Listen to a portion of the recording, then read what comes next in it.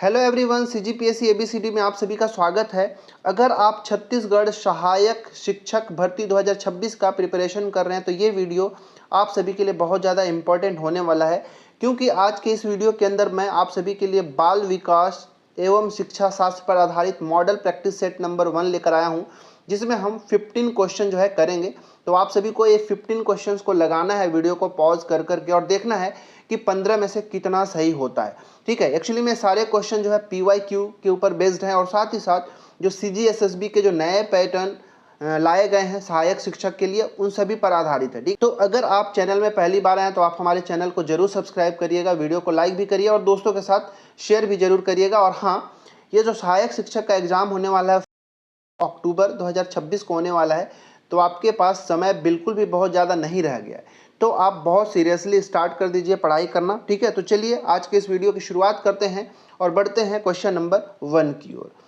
तो वीडियो को पॉज करके आप सभी को प्रश्नों को लगाना है और लास्ट में आप लोग कमेंट जरूर करिएगा कि आप सभी का कितना सही हुआ 15 में से। ठीक है, प्रश्न क्रमांक 1 है कि समावेशी शिक्षा के संबंध में निम्नलिखित में से कौन सा कथन सर्वाधिक उपयुक्त है। ए, बहुकक्षा व्यवस्था में शिक्षा उपलब्ध कराती है, मतलब समावेशी शिक्षा जो है क्या बहुकक्षा व्यवस्था में शिक्षा उपलब्ध कराती है। बी, ग्रामीण क्षेत्रों के शिक्षकों को प्राथमिकता दी जाती है। सी, आर्थिक रूप से पिछड़े वर्ग के शैक्षिक अवसर उपलब्ध कराती है। और डी है, कक्षा में विविधता को संबोधित करती है। अब बताइए कि चारों विकल्प में से कौन सा जो है बिल्कुल सही तरीके से समावेशी शिक्षा से संबंध रखता है। इसका राइट आंसर जो है ऑप्शन नंबर डी, कक्षा में विविधता को संबोधित करने का कार्य करता है कौन, समावेशी शिक्षा। एक्चुअली में ये जो इंक्लूसिव एजुकेशन होता है, समावेशी शिक्षा, इसका उद्देश्य ही यही होता है कि कक्षा में सभी प्रकार के बच्चे, चाहे वो सामान्य वर्ग के हो या दिव्यांग हो, अलग अलग पृष्ठभूमि से आए हुए बच्चे हों, ये सभी को एक साथ पढ़ाना है। यह कक्षा में मौजूद विविधता मतलब डाइवर्सिटी को मेंटेन करने का काम इंक्लूसिव एजुकेशन के अंदर आता है। तो इसलिए हमारा जो राइट आंसर हो जाएगा इस क्वेश्चन का ऑप्शन नंबर डी हो जाएगा। आशा करता हूं कि आप सभी का भी ये सही हुआ होगा। ठीक है, चलिए बढ़ते हैं क्वेश्चन नंबर 2 को। और क्वेश्चन नंबर 2 जो है थोड़ा सा लेंदी है, तो ध्यान से वीडियो को पॉज करके सारे विकल्पों को पढ़िए, इसके बाद आंसर देने की कोशिश करिएगा। प्रश्न क्रमांक 2 है कि बाल विकास की अवधारणा के अंतर्गत वृद्धि और विकास के मध्य बुनियादी अंतर को दर्शाने वाला कौन सा कथन सर्वाधिक उपयुक्त है। ठीक है, ऑप्शन नंबर ए है, वृद्धि जीवन पर्यंत चलती है जबकि विकास एक निश्चित आयु के बाद रुक जाती है।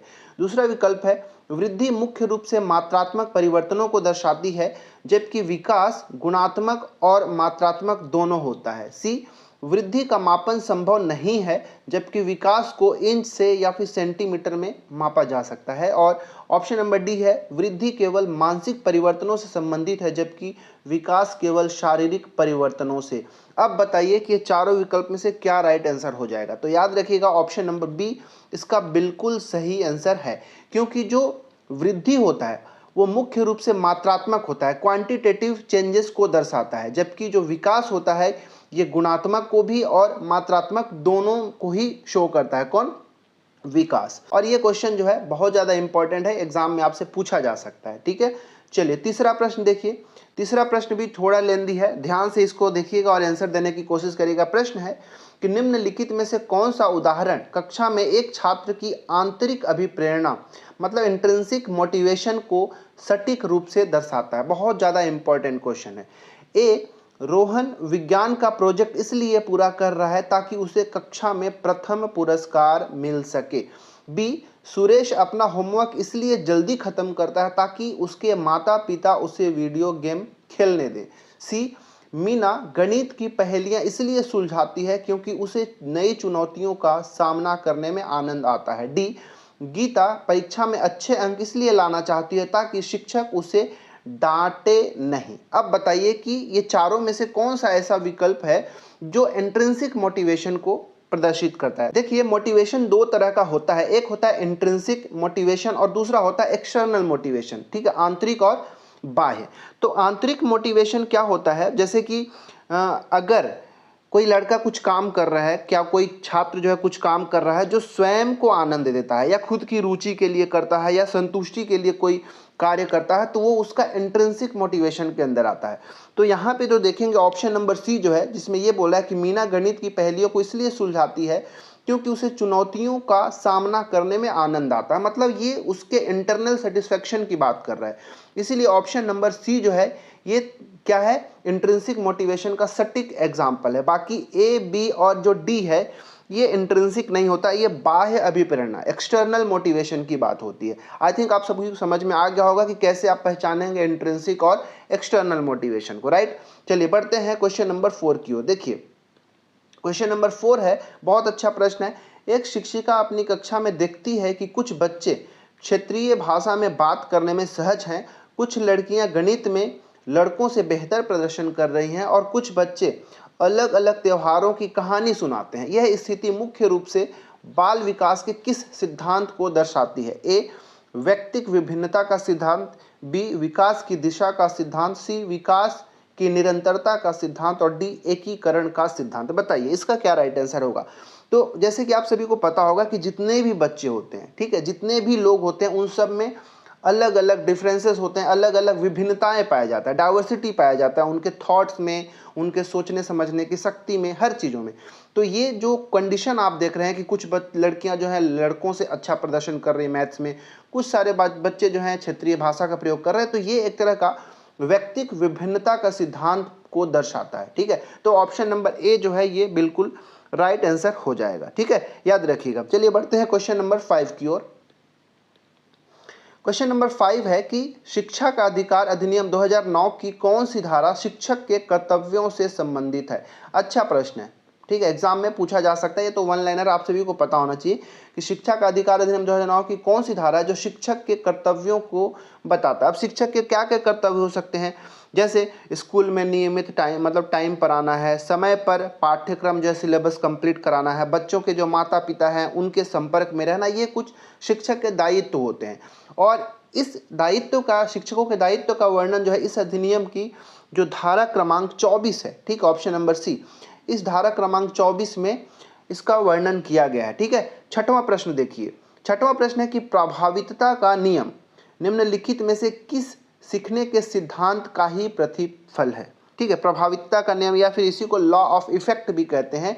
ये निम्नलिखित में से सीखने के किस सिद्धांत का प्रतिफल है, आप सभी को बताना। ए, उद्दीपन अनुक्रिया सिद्धांत, बी, अधिगम का सूझ का सिद्धांत, सी, सामाजिक रचनावादी सिद्धांत और डी, अधिगम का शास्त्रीय अनुबंधन सिद्धांत।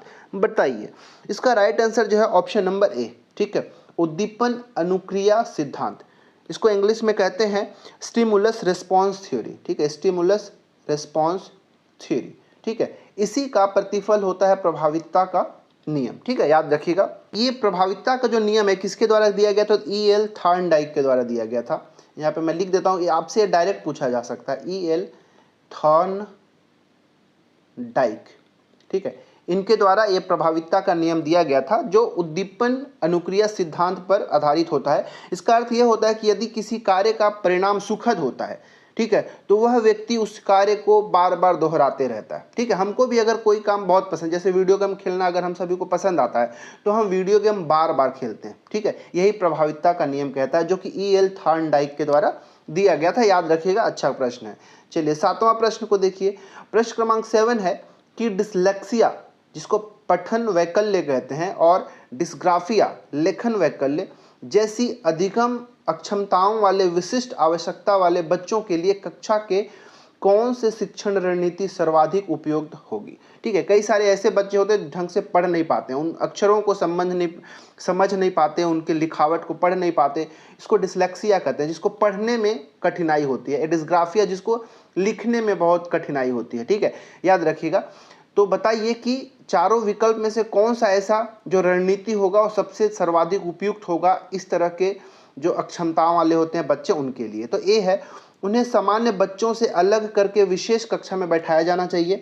बी, केवल लिखित परीक्षाओं के माध्यम से उनका मूल्यांकन करना चाहिए। सी, बहुसंवेदी दृष्टिकोण का उपयोग करना चाहिए। और डी, उन्हें बार बार रटने के लिए बाध्य करना चाहिए। बताइए इसका क्या राइट आंसर होगा?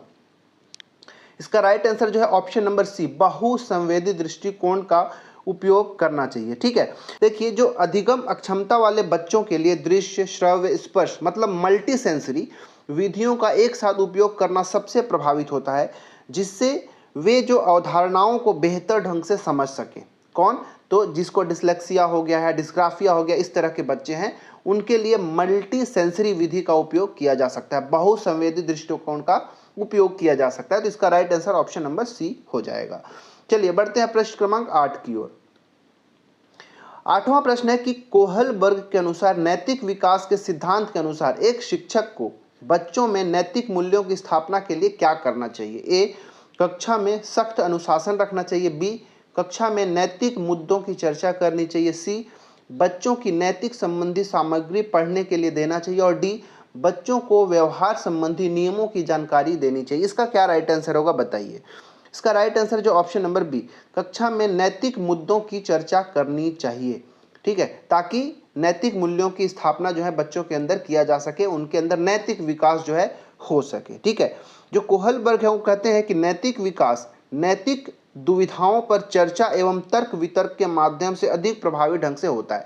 मतलब अगर बच्चों के अंदर क्या बोलते हैं नैतिक विकास करना है तो बेहतर यही होगा कि क्लास के अंदर शिक्षक को नैतिक मुद्दों पर चर्चा करना चाहिए, तर्क वितर्क करना चाहिए, ताकि उनके अंदर नैतिक विकास अच्छे से हो सके। तो इसका राइट आंसर जो है ऑप्शन नंबर बी है। ठीक है, चलिए बढ़ते हैं प्रश्न क्रमांक 9 की ओर।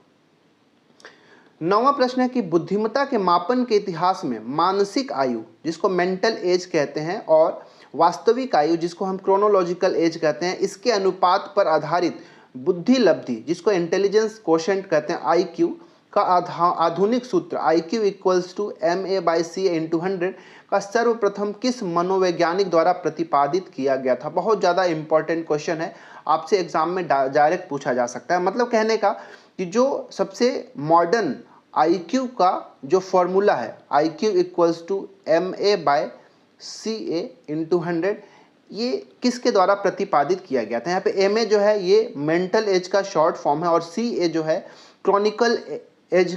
क्रोनोलॉजिकल एज का शॉर्ट फॉर्म है, MA/CA × 100। तो इस तरह से अगर निकालेंगे तो आपका IQ जो है निकाला जा सकता है। बताइए किसके द्वारा प्रतिपादित किया गया था। A, अल्फ्रेड बिने के द्वारा, B, विलियम स्टर्न के द्वारा, C, लुइस टर्मन के द्वारा, या फिर D, डेविड वेक्सलर के द्वारा। किसके द्वारा? तो याद रखिएगा option number C, Lewis Terman के द्वारा इस IQ का जो ये फॉर्मूला है उसको प्रतिपादित किया गया था। तो इसका ऑप्शन नंबर C बिल्कुल राइट आंसर हो जाएगा। ठीक है, चलिए बढ़ जाते हैं क्वेश्चन नंबर 10 की ओर। 10वां प्रश्न है, थोड़ा ध्यान से देखिएगा। प्रश्न है कि समावेशी शिक्षा के अंतर्गत विभिन्न प्रकार की विकलांगताओं जिसको सूची 1 में दिया गया है का उनके लिए प्रयुक्त होने वाले सहायक उपकरण तकनीकों जो कि सूची 2 के अंदर दिया गया है उससे हमको मिलान करना है और उसके बाद उचित विकल्प का चयन करना जो कि नीचे ABCD ऑप्शन में दिया गया है। ठीक है, तो चलिए मैच करते हैं। पहला है दृष्टि बाधिता। अगर किसी को दृष्टि बाधिता हो जाएगा तो वो क्या करेगा भाई, तो उसके लिए ब्रेल लिपि का उपयोग किया जाएगा, एबेकस का यूज कर सकते हैं या फिर ऑडियो बुक्स का हम यूज कर सकते हैं। तो एक का जो हो जाएगा क्या हो जाएगा, C हो जाएगा। ठीक है, दूसरा श्रवण बाधिता, किसी को अगर सुनाई नहीं देता है तो उसके लिए हियरिंग एड का यूज करेंगे या फिर सिंबॉलिक लैंग्वेज का यूज किया जाएगा। तो 2 का हो जाएगा A। ठीक है, C है गामक अक्षमता। ठीक है, गामक अक्षमता अगर किसी को हो जाएगा तो वो क्या करेगा, मतलब जो चल फिर नहीं सकता, तो उसके लिए व्हील चेयर, बैसाखी या फिर रैंप युक्त भवन का निर्माण किया जाएगा। तो 3 का हम D के साथ मैच कर देंगे। और चौथा है स्वलिनता जिसको हम ऑटिज्म कहते हैं। तो ये दृश्य अनुसूचियां और संचार बोर्ड का उपयोग किया जा सकता है। तो 4 का हो जाएगा B। यहाँ पे हाइड हो गया है तो ये 4 का यहाँ पे B हो जाएगा। तो यहाँ पे ऑप्शन नंबर D ही बिल्कुल सही मैच हो रहा है। तो देखिए 1 का हो गया C, 2 का हो गया A, 3 का हो गया D और 4 का हो गया B। तो हमारा ऑप्शन नंबर D बिल्कुल राइट आंसर हो जाएगा। ठीक है, आपका भी सही हुआ कि नहीं कमेंट करके जरूर बताइएगा। चलिए बढ़ते हैं क्वेश्चन नंबर 11 की ओर। क्वेश्चन नंबर 11 को ध्यान से पढ़िएगा। NCF 2005 का विभिन्न विषयों के अलावा किन पाठ्य चर्चा क्षेत्रों को भी महत्व देता है। ठीक है, NCF क्या है भाई, NCF 2005 क्या है इसके बारे में आप सभी को पता होना चाहिए। ठीक है, NCF का पहले फुल फॉर्म क्या होता है, तो नेशनल करिकुलम फ्रेमवर्क 2005। ठीक है, यहाँ पे मैं लिख देता हूँ नेशनल करिकुलम फ्रेमवर्क 2005।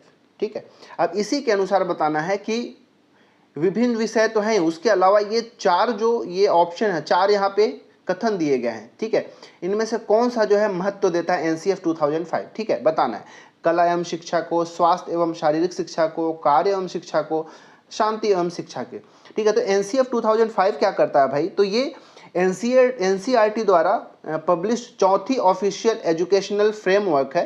कितने नंबर की, 4th नंबर का, किसके द्वारा, तो एनसीईआरटी के द्वारा, ठीक है, एनसीईआरटी के द्वारा पब्लिश्ड ये चौथी ऑफिशियल एजुकेशन फ्रेमवर्क है जो स्कूल के सिलेबस, टेक्स्ट बुक क्रिएशन और टीचिंग जो मेथड्स होते हैं उन सारे चीज़ों को कंट्री के अंदर किस तरह से लागू किया जाएगा उसके लिए गाइडेंस जारी करता है एनसीएफ 2005, ठीक है। अब बताइए ये चारों में से कौन कौन सा, तो कला और शिक्षा, स्वास्थ्य एवं शारीरिक शिक्षा, कार्य एवं शिक्षा और शांति के लिए शिक्षा, ये सभी जो पाठ्य चर्चा है उसको विभिन्न विषयों के अलावा इन सभी को भी शामिल किया गया है। तो ऑप्शन नंबर डी ही इसका राइट आंसर है, याद रखिएगा। बट यहाँ पे आप सभी को एनसीएफ 2005 के बारे में जरूर याद रखना है, आपसे प्रश्न जो है एग्जाम में पूछे जा सकते हैं, ठीक है। चलिए बढ़ते हैं प्रश्न क्रमांक 12 को। 12वां थोड़ा ध्यान से देखिएगा, क्वेश्चन थोड़ा लेंदी है। प्रश्न है कि व्यक्तिक विभिन्नता के संदर्भ में नीचे दो कथन दिए गए हैं। कथन ए है कि दुनिया में कोई भी दो बच्चे अपनी योग्यताओं, रुचियों और व्यक्तित्व में पूर्णतः एक समान नहीं होते हैं। दूसरा कथन जो कि कारण है, व्यक्तिक विभिन्नता केवल बच्चों के आनुवंशिक ढांचे का परिणाम होती है, इसमें उसके पर्यावरण या पालन पोषण की कोई भूमिका नहीं होती है। अब बताइए इन दोनों कथनों के अलावा, ए और आर कथनों के अलावा ये का प्रयोग करके बताना है, इन दोनों के साथ यूज करके बताना है कि ये चारों विकल्प में से कौन सा सही है, ठीक है। तो पहला जो कथन है कि दुनिया में कोई भी बच्चे अपनी योग्यताओं, रुचियों और व्यक्तित्व में एक समान पूर्णता नहीं होते, ये कथन तो बिल्कुल सही है। लेकिन जो कारण है इसका कि व्यक्तिक विभिन्नता वाले केवल बच्चे आनुवंशिक ढांचे का परिणाम होता है, क्या केवल जेनेटिक की वजह से लोगों के अंदर डाइवर्सिटी पाया जाता है, उनके अंदर पर्सनालिटी डिफरेंसेस पाए जाते हैं, तो नहीं, ऐसा नहीं होता। और इसमें एक चीज़ और बोला है कि उसमें उसके पर्यावरण या फिर पालन पोषण की कोई भूमिका नहीं होती। नहीं भाई, केवल आनुवंशिक के कारण नहीं होता है और पर्यावरण का और पालन पोषण का तो विशेष रूप से भूमिका होते ही है। मतलब कारण जो है गलत है, कथन सही है और कारण गलत है, ठीक है। इसका आंसर ऑप्शन नंबर ए है कि कथन सही है लेकिन कारण गलत है। तो ऑप्शन नंबर ए ही हमारा राइट आंसर हो जाएगा, ठीक है, याद रखिएगा। चलिए बढ़ते हैं प्रश्न क्रमांक 13 की ओर। 13वां प्रश्न छोटा है कि ICIDH का पूर्ण नाम क्या है, ठीक है। ICDIH का फुल फॉर्म क्या है भाई, ICDIH, ठीक है। तो ICDIH पहले इसका फुल फॉर्म समझ लीजिए। IC में ये I जो होता है जो रिप्रेजेंट करता है इंटरनेशनल, ठीक है, इंटरनेशनल। C से हो जाएगा क्लासिफिकेशन, एग्जाम में ये प्रश्न पूछा गया है, ठीक है, ये प्रीवियस ईयर क्वेश्चन के अंदर है। International classification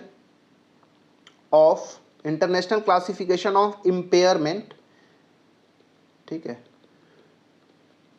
impairments, disabilities and H से हो जाएगा हैंडीकैप्ड, ठीक है, हैंडीकैप्स। तो ICDIH का फुल फॉर्म क्या होगा, international classification of impairments, disabilities and handicap, ये इसका फुल फॉर्म है, एग्जाम में पूछा गया, याद रखिएगा, ठीक है। और ये जो है WHO के द्वारा जारी किया गया था, याद रखिएगा। आप देखिए कौन सा विकल्प यहाँ पे मैच हो रहा है भाई, तो ऑप्शन नंबर बी। इसको एक्चुअली में हिंदी में दे दिया गया तो कंफ्यूज मत होइएगा, ठीक है। मतलब क्षति, अक्षमता और निशक्तता का अंतरराष्ट्रीय वर्गीकरण, ये इसका हिंदी में फुल फॉर्म होता है, याद रखिएगा। और इंग्लिश में भी याद रखिएगा, क्योंकि देखिए कई बार से प्रश्न जब आपको कंफ्यूजन होगा ना, तो जो एग्जाम में अगर कोई प्रश्न गलत लगता है हिंदी वाला, तो इंग्लिश वाला जो प्रश्न होता है उसको वैलिड माना जाता है। तो कभी भी अगर हिंदी वाला प्रश्न में आपका कंफ्यूजन होता है तो इंग्लिश वाले से जाके एक बार क्रॉस चेक कर लीजिएगा और इंग्लिश वाले प्रश्न को ही आप सही मान के फिर आप आंसर लगाइएगा, ठीक है। जिसका आंसर ऑप्शन नंबर सी हो जाएगा, क्षति, अक्षमता और निशक्तता का अंतरराष्ट्रीय वर्गीकरण, ठीक है। चलिए क्वेश्चन नंबर 14 देखते हैं। प्रश्न है कि निम्नलिखित विकल्पों में से असत्य विकल्प का चयन करें। ए, पढ़ने की अक्षमता को एलेक्सिया कहते हैं। बी, NVLD का अर्थ होता है अशाब्दिक सीखने की अक्षमता। सी, आउट ऑफ द बॉक्स चिंतन अपसारी चिंतन से संबंधित है। और डी, वाइगोटस्की ने बाल विकास के बारे में कहा है कि यह संस्कृति और आनुवंशिकता के कारण होता है? बताइए। तो चारों में से कौन सा विकल्प जो है असत्य है, आप सभी को बताना है। तो देखिए, पढ़ने की जो अक्षमता होता है उसको एलेक्सिया कहते हैं, ये बिल्कुल सही है।